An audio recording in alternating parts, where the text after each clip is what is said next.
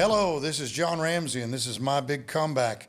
I've got a very interesting guest today, Bay County Commissioner Daniel Raffield, and thanks for coming out to be with us today, Daniel. Thank you for having me. You know, I know a lot of your family, and I know you got a big fishing history with your family. Tell me a little bit about that, Port St. Joe, and did you grow up over there? I did. So I grew up in Port St. Joe. I graduated from Port St. Joe High School in 1999. Seems like yesterday, but it's almost 30 years Been a while now. Been a while, yes, sir. Yeah, Yes, so sir. they were all fishermen, huh? Every one of us. So we moved to Bay County in 1891. So my family resided or lived where Tyndall is now. So where the drone launch is. We had a couple hundred acres there that we had flagged. Yeah. And that was my great-great-grandfather, came here from Georgia looking for opportunity and settled into the commercial fishing side of things. Originally came here looking, like I said, for opportunity, but what brought us here was preserving fish more so than catching fish. Yeah.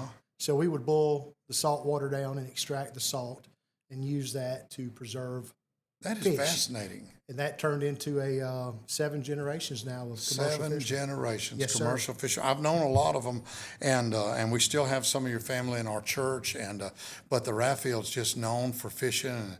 Any oystering or things like that, or So mostly the fish side. Mostly bait fish. We are in the cigar minnow business, the bonita business, menhaden, northern mackerel, sardines, anything that can be placed on a hook. And to catch a grouper or a snapper, that's the fish that we catch. And a lot of your family's still in that, right? Absolutely, yes. My cousins and my father, who owns a marina in Port St. Joe. We have our commercial fishing business in Port St. Joe. Blue collar men and women is my background. Yeah. Yes, and sir. I guess you've seen Port St. Joe change a lot over the years. Oh my goodness! That paper mill going was a big deal. I remember that years ago. It was 1998. We saw that paper mill. Has the town ever come back since losing that paper mill? It's come back as a tourist town. Yeah. We've lost a lot of our industry. And it's, you take a community like our community and Gulf County and other communities, it takes so many different parts to make it work. And the industry is so big and we need it. And we're losing it. We're losing it fast. Well, and good paying jobs where people can buy a house, Right. Stuff like that is important because if you don't have that, you can't live off just service industry jobs. Correct. Got to have someone that's working, making that money for the house payment, and it's all part of it. Yes, sir. Do you think the growth and the changes with Tyndall is going to help Gulf County as much as Bay County? Absolutely. These people have to have somewhere to live. Yeah. Bringing that influx of individual people, men and women, into that field. They will have to live somewhere. They'll live between Gulf County, Bay County, Calhoun County, where they can find affordability, which is another key topic that I'm sure we'll talk about today is affordable housing. Yeah. But yes, sir, absolutely. I think we both benefit from that for sure. Well, you touched on that. Is affordable housing something that they got any incentives for in Gulf County? If they're doing any kind of CRA or anything that's helping people with that? So I really don't keep up with Gulf as much as I do. Because I know you're a Bay County I'm a Bay County commissioner. Yes, sir. Yes, sir. But I just know your knowledge over there. I do follow them, being that as a realtor. Yeah. I do follow them, and there are some incentives that the county's trying to do over there with the CRA and numerous things to bring affordable housing in. Yeah. But, affordability anymore for a young person trying to catch the American dream is getting hard. It's hard. And that's so important in the role that I play as commissioners. And one of the things that I find enjoyable is applying what I know as a realtor and as a blue-collar guy that come from the bottom who's working his way up, how to apply those things into making it where young people can eventually find the American dream. Number one and number two, affordable housing, child care. Yes. And that's something that always comes up. I mean, how am I going to take care of my kids? Where are we going to live? And that's all tied to a job that I could make a good wage at and be able to support my family. Sure. Man, it all ties together, and it takes all of it. It does. It takes all of it. It takes every bit of it. And when you look from the national level, state level, and local, I always say local politics are so important because everything starts here in Bay County. Yeah. We defend state, we defend Fed, but we have to take care of our own. And that's what the job is every day as a commissioner, is taking care of our people here on home base. Absolutely. And that's the job. Yeah. Well, with affordable housing, talking about Bay County, we've seen an influx, a lot of apartments built, a lot of complexes, a lot of that. And now I'm starting to see some more modest homes, so in the $250,000, $300,000 range, which, back 20 years ago, we said, oh, Lord, that's moderate. But these days it is. I mean, I don't know that you can buy much under 200,000. I mean, they're hard to find. They're older homes. Yeah. For example, when I bought my house in Bay County in 2012, I bought a 4-bedroom, 2-bath house in Lynn Haven. I paid $158,000 for it. I'm still in that house. Yeah. And I'm 45 years old. I have a 25-year-old daughter. Yeah. And to her, that house now would be $300,000. Yeah. Difference. There's a huge difference. Huge difference. Huge difference. Yeah. And now I think about young people like that starting out for their starter home. That's tough. It is tough. That's tough. And you think about an entry-level job. Yeah. A young lady or young man comes out of college. He's looking to make a decent living. He has to start at the bottom, work his way up. Yeah. And anymore, that goal is getting harder and harder to achieve because everything is going up. Inflation, price of fuel, food, insurance in Florida that we all know so well after Hurricane Michael went through the roof. Through the roof. So these are all challenges now that new home buyers and people in the market are having to experience and learn. Just for a benchmark, our church before Hurricane Michael was $5,000 a year. Now it's $45,000 a year. Gracious. I mean, it's tough. Yeah. And I mean, that's the kind of numbers that put people out of business. Yes, sir. Because you can't absorb that much. That's right. We had to, but I mean, I know people that could not absorb those kind of expenses, and we don't want to live in a corporate world where everything's all owned by a big corporation. Correct. And that, that we want the hometown folks to have a stake in it. Yes. And it's getting tough though. It's getting tough. And the tough part is trying to reverse what Fed government has done. Yeah. That's a big challenge. Is too much government. Yeah. We don't need too much government. People can manage themselves. They know how to manage their money. Give them an opportunity. Give them a safe place to work. Give them good infrastructure. And they'll achieve the challenges that they have if they want to feed their family. Absolutely. But we have to turn them loose and let them go to work and take care of their own.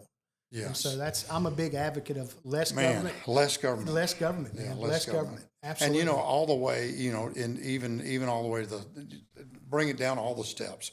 Less federal, more state, less state, more county. Correct. The closer we can get it to us, the better it is. 100%. I just had Alan Branch, the mayor of Panama City, on. He was the guest before you, and he'll air tomorrow, which this will air later on, so my timeline will be all mixed up. Sir. But one of the things he talked about, because I was asking him about how this whole thing with the governor proposing no more tax on your home, and of course he's not talking about the end of property tax. He's talking about what you claim homestead exemption on ending. I said, even that, how would that affect the city? And of course, the mayor said it'll affect it a lot. Sure. I mean, we'll have to do a big reshuffling of the cards and do away with a lot of services. So, people hate taxes. Of course, anytime you say less taxes, they're all for it. But they've got to factor in less taxes means less government initiated stuff. And it would be a big change if he did something like that. You could, for Bay County alone, for public safety, you're looking at between Bay County Sheriff's Office and our jail close to $83 million. Yeah. That's what it costs to operate the Sheriff's Office and the jail. The jail's about $15 million a year. Yeah. And the rest of it falls back to our great men and women who work at the Sheriff's Office. Without those individuals, there is no Bay County. Yeah. You have to have public safety. And so that is a direct blow to public safety of Avalorium. And you know as well as I do, when something goes away, it's not gone. It comes somewhere else. Yeah. Especially if it's a tax or something that funds government. And so that's my concern is where does that money come from? That's what you got to look that? at. Does that mean, commercial real estate is going to go through the moon? Does that mean, whatever? That's right. The whole ad valorem idea is kind of to me a backdoor tax. I mean, you just changed the name. Correct. And so it's all coming from somewhere. Correct. It's got to be paid for. And there's some talk about the state subsidizing that. That's billions of dollars. Yeah. Well, and that's what he said. He said basically what you'll do is you'll take the taxes that are under our control right now locally, and you'll give a lot of that to the state. Right. And we'll be battling the counties down south for our share of it. And, they've got different lobbyists and different representation, and it's the whole state of Florida is two different states. But, no doubt. Yeah, it is. It is. We deal with a whole set of challenges that a lot of counties down south don't deal with. Yeah. One of them being, money appropriations, getting money to fund road projects, infrastructure. We deal a lot with FDOT, who is great. They're a great partner. Yeah. The state's been a great partner for us. They do a tremendous job. We have a lot of great resources, but we depend on them more so than some of these larger tax bases because we need that money to offset our monies. We had the surtax, which has been a godsend that the Bay County was able to pass that through. We use that every day for our road projects here in Bay County. Yeah. So that's huge. 2321, Titus Road, Star Avenue, big stuff. Back Beach, big stuff. All that is surtax. The overpass on 231 Harrison Avenue. Correct. When are they going to start that? Do we know? So that project is set to schedule, I think, in the next couple of months. I have to go back and look at my surtax list. It's going to be a big project. It's a huge project. Yeah, it's a big project. And that's a whole nother topic is growth in Bay County. Well, and I know, we're right there on that, the end of 390 with our church, and that's the section that hasn't started the widening yet. But they're telling me it's coming. It is. It's coming, and it's going to be a big project, but it will help. It'll help. It'll help. It's almost created a bottleneck right there. Yes. Between North Bay Haven and the going down from the 6 lanes to the 2 lanes, it's become a bottleneck. I remember you and I talked early on, yeah. and my daughter goes to school there. Yeah. And so every morning and some afternoons, I get to experience that traffic. Oh, it's backed up. And it's something else, man. It backs up. You think it's backed up from Transmitter Road. It's backed up all the way from the school. Correct. And then they back up. They're sitting there, and then they rear end collisions just one after another. Yeah. I mean, we don't go a month without something there. And but it's just so much traffic coming down into one spot. Then you got the bridge construction going on. It's just a lot. We had Midge Branch, which we got completed. Yeah, that was but the growing pains. Growing pains. The county's growing so fast, and trying to keep up with the infrastructure has been a challenge. Yeah. But the great men that we have working road and bridges and our partnerships with FDOT help make that better. Yeah. Is it ever going to be perfect? No. I would be a liar if I told you it's going to be perfect. It takes time. We're going to have growing pains, and as long as we experience growth, we'll have these challenges. I live in Sweet Bay, and so I went through that whole road construction for a long time, but now it's great. Yes, sir. It's hard to get through, but once it's there, it's great. I mean, you can get on 390 and go from one end of town to the other real quick. And I moved here in 05. Yeah. That project was being built in 05. Yeah. And so in 2025, we see it completed. To your point, it's great to see that come to fruition, and it works wonderfully. Yeah. It's a great road. Yeah. It's been a true asset. It's just something you got to endure. You do. To have better, you got to mess up to fix up. You do. That's just part of it. So what steered you into real estate? Tell me a little bit about your journey as far as where'd you make that decision? Where was the change at? So, for me, I was a high school graduate. I went through Gulf Coast College back in the day, went through CMS 05, the law enforcement standards. Worked at Gulf County Sheriff's Office for a short stint. I've always had a blue-collar job. Somewhere in 2010, I got into sales. I knew I loved people. I knew I had a passion for them. I was in the car business for a number of years, 7 or 8 years. And that's kind of where I found out that I truly had a passion. I knew my grandfather and my father and my uncles and my cousins. They've always been people-oriented. Get back through the church, fish fries, loving on people, having meaningful conversation. I've always said if people would just learn to listen and have a conversation and quit looking at what they've got or what they've got on. Talk to somebody's heart. Yeah, and that's right. I learned that in the car business, in the people business, and that's kind of got me into real estate. My father was in real estate, and I watched him. He's very successful. I have an uncle here in town that's a realtor, and so it was like second nature to me in the service industry, and I just took the leap of faith one day and went and took my real estate test and got my license and went to work and never looked back. Wow. Really. And 3 years I've been a realtor. That's fantastic. So I'm still kind of new. Yeah. Yes, sir. Yeah. And then how long have you been a commissioner? So I was sworn in November 2024. So November would be 2 years. 2 years. Yes, sir. How you liking that? I love it. It's the best job I've ever had. And I say that. That's great. And when I say that, people say, seriously? Yeah. You put up with all the calls and the people? Absolutely. We're in the customer service industry. Yeah, it is customer service. It's exactly what I am. I am a customer service for District 1 in Bay County. I represent over 200,000 people. Yeah. And it's no different than selling trucks, tractors, or real estate. Yeah. We have a service that they pay for. If the service doesn't work the way they feel it should, they call the representative. And my job is to get them an answer or to fix the problem they have. That is the long and short of it, folks. I am I'm a customer service representative. Does it take more hours than you expected? So yes, yes, I will tell you that on average, being a commissioner is 40 to 60 hours a week. It's a full-time job. It's a full-time by job itself. by itself. There's On top of your dinners, full-time job. correct? Meetings. A lot of times in the afternoon, I don't really respond to emails. I knock on doors. I go see people in the field. And to me, that means everything to knock on someone's door and they see their guy there. That's the job. That's the job. That's the job. So that's. But you don't have a lot of people that do that. I commend you for doing it. You don't. But you know something? It's what they deserve. Yeah. It's what I expect. People want to communicate. They want to know they're understood. Yes. They want their concerns to be validated. Yes, and we owe that to them. Yeah. They put enough trust in me to put me in office, and I told them that's what I would do, and by golly, that's what we're going to do. That's fantastic. So we work at that. I love it. We're going to take a break. We'll be right back. Are you ready to connect your organization with an audience that is eager for inspiration? The My Big Comeback podcast, hosted by John R. Ramsey, shares powerful stories of resilience and redemption, featuring guests who have turned life setbacks into major comebacks. New episodes drop the 1st and 15th of every month. For those interested in being a part of this community, sponsorship opportunities are now available. To learn more, contact Meredith Cobb at meredithcobbhwc@gmail.com. Let's make a big comeback together. I'm back here with Bay County Commissioner Daniel Raffield. You know, we've been talking about Bay County and some of the growing pains and stuff we have and all. How about with as far as being a realtor and being a commissioner, both of them require a lot of time. Mm-hmm.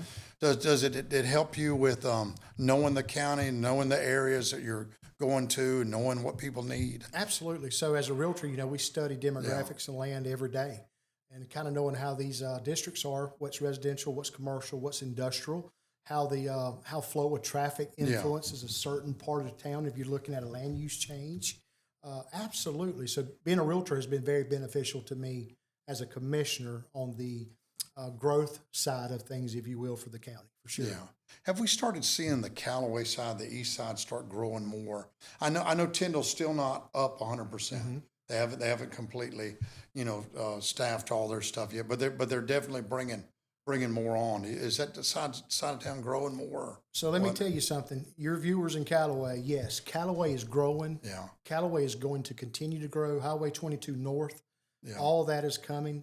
It's part of the growing pains that we're seeing. And I'm a little sad in a lot of ways because I hate sometimes that we're losing some of these sacred places that we call home with development. Yeah.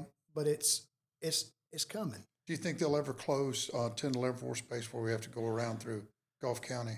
I haven't heard that, but I would not be surprised if maybe one day in the future you see I know they're changing to a Supermax base, mm-hmm. with the building that they're doing out there and stuff. But then again, with the money they put into the overpass and all that, it kind of points that they're not going to close it. Yeah, and that's kind of the thought now. Maybe they won't, but you never know with national defense and security. Yeah. Especially in today's times. It would definitely change the traffic pattern. Boy, I'll tell you, it would make things a lot different if you had to drive around it. Because I'm assuming they would probably bypass Mexico Beach. I would think so. I would think so. Around that side and kind of close that off or keep it open to people that visit the beach and have a homestead there. Tyndall's got some of those beautiful land and beach and everything. I mean, just gorgeous. Yeah. You go out there I remember my father was Air Force for 21 years. Then he worked at Tyndall for 20 years after that. And, we would go out there as a kid and I was thinking, does anybody else know about this? Because we'd go out to the Tyndall Beach and there'd be no one on it. Right. And it's just beautiful. I mean, like a postcard, and it's gorgeous. It's gorgeous. Yeah. And they got a lot of land. They do. A lot of land for development. We were talking earlier about my great grandfather. My papa. Yeah. My granddad was born on Grace Avenue in 1915, but he went back to Farmdale, which was the name of that community. Yeah. In Tyndall, there was Cremation, Farmdale, and Auburn. I did not know that. So there was 3 communities there. There were several hundred people that lived there. Farms, commercial fishermen. Really. Schools, houses. I have pictures of all this, and one day I'll bring them in, and you and all on what is now Tyndall. Yes, absolutely. Wow. So it would be on the right side of Tyndall Stretch, where the drone launch is, just to the left of it. But I've got pictures of their old fish house. So the government bought all those people out, or how did that happen? No. So in 1941, they eminent domained it. They took it from them. Wow. They didn't pay them for it. They came in, bulldozed the schools, the church, took the pet cow. Her name was Pet. She was my great grandparents' I did not milk know cow. that. They took all that for the Air Force Base. And listen, I'm grateful. Yeah. It happened. It was progression. Yeah. None of us really like it, but thank goodness that we have Tyndall Air Force Base here in Bay County. So it was a good thing. Yeah, I know when the hurricane happened, there was, and of course you don't know how real any of this was, but I heard the ideal a few times. Well, maybe they don't need to rebuild Tyndall; just put that money into Eglin. Tyndall Air Force Base can't be replaced. No. I mean, it is strategic. It is important. For training the fighter pilots. And I think people, maybe on paper you don't see it, the people like us that know the area know there's no other place like it. There's nowhere else like it, and it serves one of two bases, NORAD. Yeah. So its job is to protect our airspaces for half the United States. Yeah. So it serves a huge purpose. Now with the F-35 fighter jets here, the training facilities, Absolutely. This is truly the base of the future, and it's exciting to watch it grow. So what's one of the biggest challenges you've seen in Bay County? Was it the hurricane? So for me, the hurricane, I wasn't serving at the time, but Bay County endured Hurricane Michael. Yeah. We endured COVID. Yeah. We've endured economic declines, inclines, all the things. We are so resilient. Bay Countyans, man, are absolutely incredible what they're capable of doing. Yeah. So it's Hurricane Michael was man. I mean, who would have ever thought? I mean, who would have? I've went through a few storms in my lifetime here, and we hunkered down at the church like we always do. Right. And but Hurricane Michael was different. Oh, man. The FEMA people even told me, said, look, we're used to seeing flood damage, water damage. They said it was the biggest wind event that they'd seen since Hurricane Andrew in Miami-Dade. We don't see wind like this. I mean, just tearing big pine trees out of the ground, knocking down buildings. It just was a wind event like we couldn't imagine. It's unbelievable. And, folks like my mother and father, they got 13 foot of water in their house on St. Joe Bay. Wow. So there was some accounts of wind gust over 200 miles an hour in Mexico Beach. I can just imagine. Unbelievable. Because pretty much the eye of the storm, Tyndall Air Force Base, Mexico Beach. Correct. Yeah, came right in here and just whitewashed us. It was something. I don't know that we'll ever over that as far as like forget it. I mean, I think we'll get over it. And I think for the most part, like us, we're 7 years plus now, and we're still building our church. Should be done in June or July. They're looking at, but I mean, it's taken us 7 years. Yeah. And it was just the first year you couldn't even get a contractor to show up. Right. Everyone was so busy. Then you couldn't get materials, and then this and that. Then COVID, and it was like one thing after the other. One thing after another. It's like I kept waiting for the locusts. Yeah, I would tell my wife, I thought goodness that's next. gracious, where are the locusts? Yeah. So now that we're beginning to get past the hurricane, what's the biggest challenge Bay County has right now? So the biggest challenge that we have currently is, and it's a challenge, but the growth matching infrastructure. Trying to keep up with infrastructure in Bay County and not increase the millage, which we haven't done since I've been a commissioner. We didn't increase the millage this year. Keeping taxes low, keeping it affordable where people can stay in their homes with everything else pressuring them. That's the challenge, is getting the projects done, getting the money from the state to help match this money, to help offset our expenses, our outgoing monies is a challenge.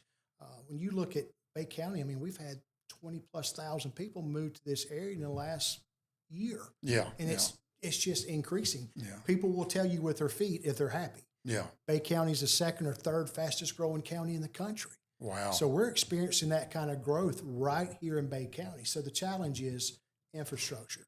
Yeah. Getting it all done, doing it correctly, and making sure that we're not taxing our people too much. And so that's the challenge, is keeping everything low and moving forward. Yeah.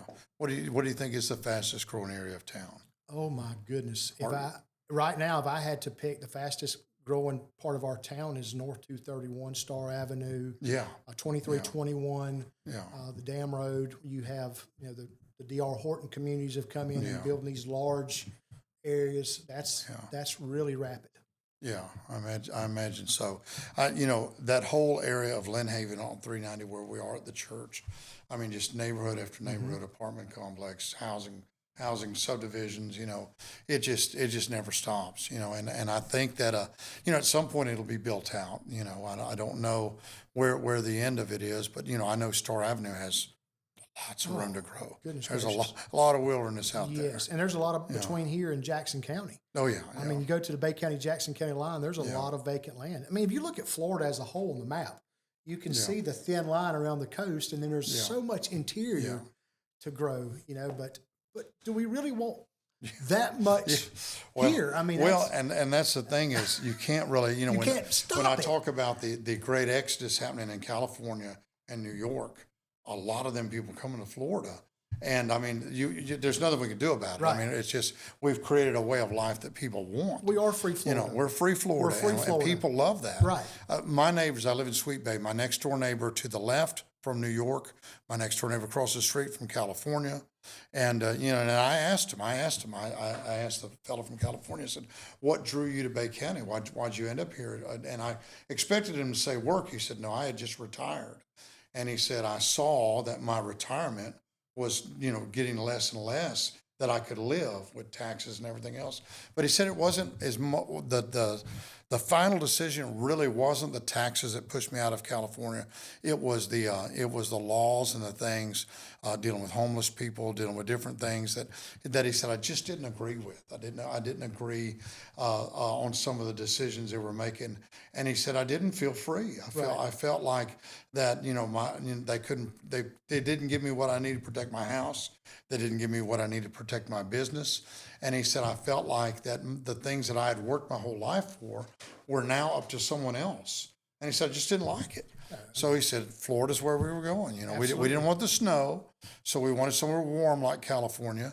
So Florida was the place. And, now that secret's out, I mean, we're dealing with massive growth that sometimes is out of control. And I don't know if there is an answer for it. Well, you can't stop it. We live in America. Yeah. And I tell people, the same right that give you the right to build your home, give that individual the same right to build yours. You might not like it's across the street from your house, but they bought the land. If you wanted it, you could have bought it. Yeah. But going back to what you said about being free, we want to be free. No matter where you live in this country, you want to be free. You don't want government telling you what you can do, when you can do it, if you can have a gun, when you can pray, how you can pray. We live in America. And people need to learn and never forget, we are free. We live in America. You have rights. And if you want to move here and have those rights, we want you here. Absolutely. But we want people to come here and do it the right way. That's right. And so those are important, that every day that we work hard to achieve that. And that starts county. Yeah. We talk about county, state, fed. Yeah. That's home base. Home base. And that's what we do to protect home base. Absolutely. Absolutely. We're going to take a break. We'll be right back. Heroes Child is a nonprofit organization that is on a mission to help community heroes with the everyday cost of childcare. We know that heroes like our military personnel, first responders, and foster families need care for their children. Heroes Child awards these families scholarships that go to help pay their childcare tuition. Use the QR code on the screen to donate now or visit heroeschild.org today. Hello, I'm back here with Daniel Raffield, County Commissioner, Realtor. Let's turn it a little more personal here, Daniel. What do you do for a hobby? What do you like to do? You hunt, fish, golf? So, honest to goodness, I work. You work, but if I had to say something that I enjoy doing, it would be spending time with my family on my boat. Yeah. We do that in the summertime when we have time. But raising as a commercial fisherman, we had to make hay when you could make hay. That looked like work to you. That was work, right? So really, my pleasures are working and spending time with my girls. Yeah, that's great. Yeah. Have you traveled much? I do when I get time. Yeah. We don't take long trips. Mountains. Yeah. I don't like being too far from the county. I always have 3 phones with me and an iPad, but that's a lot of phones. I have traveled, and my father and I, we've been to Seattle a couple of times. I've been to Boston. One time I got to go to St. Thomas and the Virgin Islands. I thought that was beautiful. Yeah. But work. I mean, I'm a worker. Yeah. I am. Yeah. How far out have you been on a boat? How far out have you gone, or how far out did y'all work? So the furthest I've been on a boat is probably 145 miles offshore on a 140-foot boat that we had in the Captain Salty trawl boat. Yeah. So go out for several days. Oh yeah, like that's a week. That's not a day trip. No, Lord, no. That's several days. Yeah. Yeah. So was your younger life when you were fishing, working on the family boats and stuff like that? What really turned you towards the corporate world and all of that? So nothing really turned me to corporate. Yeah, corporate's a bad word. Corporate's a no. Well, but you have blue collar roots. Right. Oh, absolutely. For me, it was opportunity. Yeah. I left Port St. Joe looking for opportunity like so many other people. They come to Bay County because there's so much more here for a young person to do versus Gulf County. So that's really what brought me here by my lonesome. I had a couple of cousins that I knew here and a couple of friends, but that was really it. Yeah. I always say I give all the credit to my work ethic to my father and my grandfather. Those two men taught me hard work. And commercial fishing, if you can do that job, it's a hard job. Nothing you can't do because that's hard work. It's hard work. And hard work's good for a young man or lady it coming is. up. That's really good for them. Yeah. So I was blessed that my dad was able to give me that opportunity to learn. It shows you the sides of everything. And, I grew up, when I was young, I did a lot of construction work and stuff. And I've got construction on my side of the family and on my wife's side of the family. We got construction on both sides. So that was always part of, while you're working in between this and that, you go, whatever job they're doing, just go on and, work all you can, do what you can. But, later on when you become a homeowner, you're kind of glad you know some of that stuff. You kind of know what to do. Absolutely. And, I remember being a young kid, my father one time gave me a tool set that was given to him by a man by the name of Charles Lupton. And so my father lives in a lighthouse. I was raised in the old Beacon Hill Lighthouse. And Charles Lupton, his mother and father were the light keepers of the Beacon Hill Light. So back to that toolbox, he gave that to my dad to give to me. And the instructions at a young age were, you take these tools, you learn how to work tools, that way you'll never work a day in your life. Yeah. Find something that you enjoy to do and you'll never work. Yeah. And I was able to implement that through that small toolbox at a young age into fishing, into different things that God put me, because God puts you where he needs you at that time. God, everything's a season. Yeah, that's right. And I tell young people, because you're going through a hard time, you have to remember you're growing. And you can't learn to appreciate the warmth until you've experienced the cold. That's right. And so I was always very fortunate to have a father that embraced me being cold. And so that's really what it was. Yeah. He was going to make me a man. Yeah. And our children need more of that. Yeah. I never was a kid that was coddled. I was a kid that was, if I wasn't on the football field, I was fishing. Yeah. When I got off the bus, I was expected to be at work. Yeah. If I wasn't studying, I was working or practicing. Yeah. And that was my life, and I'm so blessed that Dad give me that. I like to see the emphasis on the trades that they're doing now. Yes. We need it. Yes. Man, we need it. I mean, if America's going to stay strong, we need plumbers, we need house builders, we need electricians. Hey, we need it. And I find that, when you see like during the crisis, during the storm, we needed more of those tradespeople, and you always will. I mean, if you're gonna stay strong, you can't farm everything out and stay as a strong nation. No, you got to be able to do it yourself. Yes, you got to have men and women here at home that know how to do those jobs, and those are the paying jobs. Yeah, yeah. Like I've got friends that are doctors and attorneys, and they make great money. Yeah, but I've got friends that are HVAC repairmen. Plumbers, welders, body shop repair, and those guys are making a fortune. Yeah, it's needed. It's needed. It's part of the whole function of the whole machine. Takes everybody we gotta have blue collar jobs. That. And I like that. And I think with AI, there's a lot of tech things that are changing now. Oh, there really are. Sure. And I think it's going to continue to change. Sure. I think that that the computer can compute itself before it's over with. Yes. And it still takes some ingenuity, but at the same time, a lot of the stuff, simple programming stuff, they won't need a human being to do. But you're still going to need a human being to unplug your drain. Or take the trash out. Take the trash. You're still going to need it's important. And I think it's, I think I was talking with Dr. Clark from FSU, and we were talking about purple collar, which is a different term I'd never heard. It's blue collar jobs that require some knowledge, that require some training, and it's stuff like medical repair techs, stuff like that. You're a mechanic, but you're a super super high-tech mechanic. Right. They're working on MRI machines and stuff like that. And it's an interesting thing that it's a mix. It's a mix of the technical part and the physical labor part. And it's just a new emerging sect that's beginning to develop, where you need some people that can be physical, but at the same time, they know what they're doing with that physical. And it's interesting. It's an interesting change. Well, you know, as human beings, we want to converse with people. Yeah. I mean, we don't like transactional, just transactional. I want to be able to look somebody in the eye, shake their hand, have a conversation. So hopefully AI will never be able to duplicate the human passion of taking care of a client or a customer. That's right. So that's what I hope. Well, I'll give you an example of that applied to my own life, because one of my members asked me if I would ever use AI to put my sermon together. I said, I use it every week. They said, oh, you do? I said, no, it doesn't know my heart. Right. It doesn't know my heart. I said, if I'm looking at something, say I'm preaching on forgiveness, just example. I said, I'll look up the scripture on forgiveness that I feel led to lead with, and then I'll tell my AI to, give it to me in the Greek, show me another translation.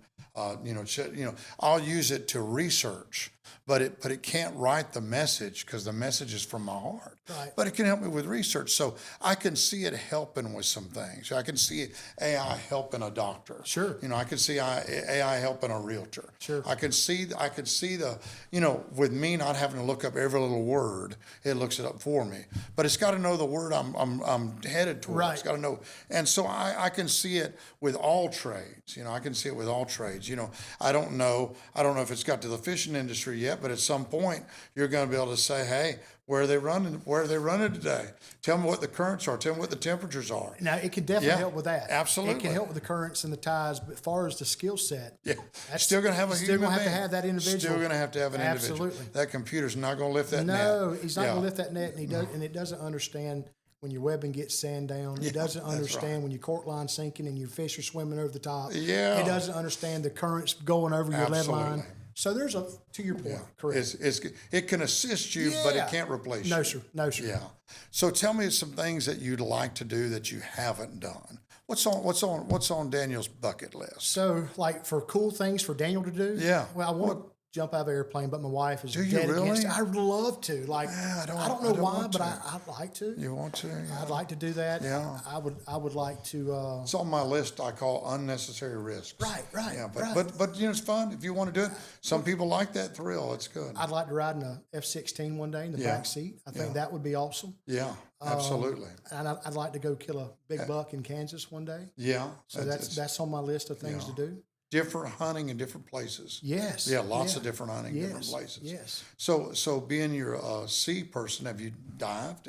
So I am a certified diver. I got my diving license in when I was 16. So I don't even know how long ago is that. I'm 45 now. So it's been a while. It's been a couple of days. Yeah. I don't actively dive. Yeah. I have a thing that I don't have much of time. Yeah. But I often. But this is a big dive community. It is a great dive I've never community. done it, never desired to do it, but talking with the mayor, he's a big diver, and they've got some neat wrecks and things out here that are just really unique to our area. Bay County is one of the most unique places in the world, in my opinion. You can literally be hunting in the woods, and in 20 minutes you can be catching a bass. You can be on Apalachicola River. Yeah. You can be in Ecofana. You can dive. You can go eat at Captain Anderson's later that night. We have so much to offer people that move here. Think about a guy that lives up north. I was in Blue Ridge Mountains 2 weeks ago with my family. And I thought, the first couple of days here is really cool. But after that train ride and after eating this food, what is there for me to do? At home, there's anything you could ever want to do here. Yeah, there's a lot to do here. Yeah. My daughter just moved to Boston, just south of Boston, because of the job her husband has. And man, they're struggling. They really don't like it, And beyond the culture shock, the hindrances of the weather. There's a lot of months that you don't get to do anything, because you're locked in your house trying to stay alive from the cold. Oh my goodness, yeah. And it's serious cold. They had the biggest winter they've had in 10 years. This year, the year she moved up there, and I said, "Well, you got a good taste of it right off the bat." She said, "Dad, I want to come home so bad." She said, you don't know how much you love your Florida life till you don't have it. That's right. And then you realize I could do this any day I wanted to. Now I've got to plan my life around this snowstorm. Right. It's a different set of problems. It's a drag. Yeah. Because you think about it here at home, we have a couple of months of cold, and during that time frame, we're all like, my goodness, I'll be so glad when the sun comes out and we get a tease of it that much, and everybody's getting their boats ready, and we have 5 more weeks of winter. Yeah. And so we're all on edge just to get warm. So I could understand different. it. It's different. I think that a lot of our people around here, they do take it for granted. Oh, sure. But all of us Air Force families, we lived. There's 5 of us boys. We were all born at a different Air Force base in a different state.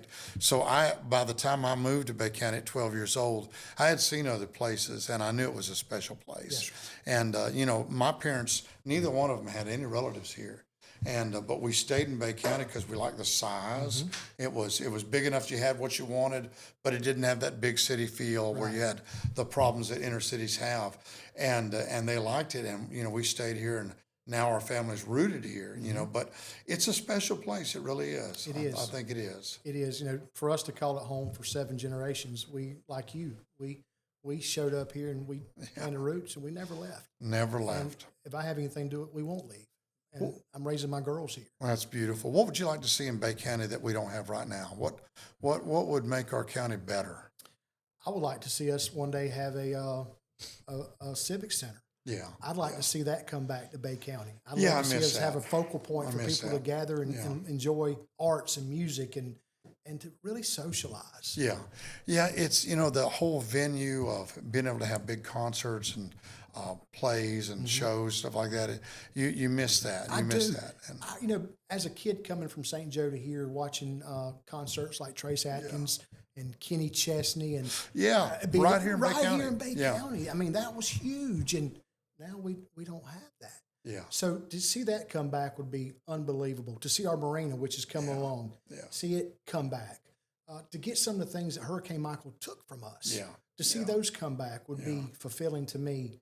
Just to have those back, for sure. I saw the Charlie Daniels band at the Marina Civic Center. Oh, my goodness. I mean, stuff like, just it was neat, the shows and stuff that we had there, and we do miss that. And some kind of venue would really be nice. It would be great. I think that would really make us good. I do too. I really appreciate you talking with me today, and we could go on and on. Hey, we could keep talking. I'm telling you, I like the whole thing with the Raffields and the fishing. I love it, and I love the history. I love I think that the whole history of Tyndall and stuff like that. That's super interesting. I don't think a lot of people know that. And maybe they don't, but again, it's something I'm so proud of my heritage. Yeah. And I know you're proud of yours. We all should be proud of our heritage. But to know where my family came from, how we got here, and the amount of determination that it took for my grandfather to build what he built and his legacy that he passed. And I always tell a short story, and I get chill bumps when I talk about it. He passed away and he was 86 years old. So that would have been in 2001. And I stayed with him every night at the hospital. It was either me or my father, and he wasn't doing well. And about a week before he died, I was laying on the floor, and he called me Bubba. He said, "Bubba, come up here for a minute." Now, I was a big kid. I was 21 years old, size I am now, and I laid beside him. I said, "Yes, sir." And he said, "I want to give you something." And I thought, here it is. My papa's fixing to leave me an inheritance, right? 20-year-old kid. Yeah. And he said, words next out of his mouth were, "Now listen, it's not money, but what I'm going to give you is more valuable than gold." I said, "What is it, Papa?" He said, "It's a good last name." He said, "I've done right by it." Yeah. He said, "It's up to you what you do with it." Wow. And it stuck with me because what he said has carried me my entire life. It wasn't what I built. It was what he left built. Yes. My father left built, my family. Yes. And so I took what they laid, which was taking care of people, loving people, serving people, and I just added it to who I am. Yeah. But what I didn't know coming up was they were teaching me all these things. And at 45 years old, I get to see the fruits of their labor. Absolutely. And so it's such a blessing to have that heritage and those people that I stand on their shoulders. I really do. They're the people that give me the opportunity to be who I am today and serve. That's great.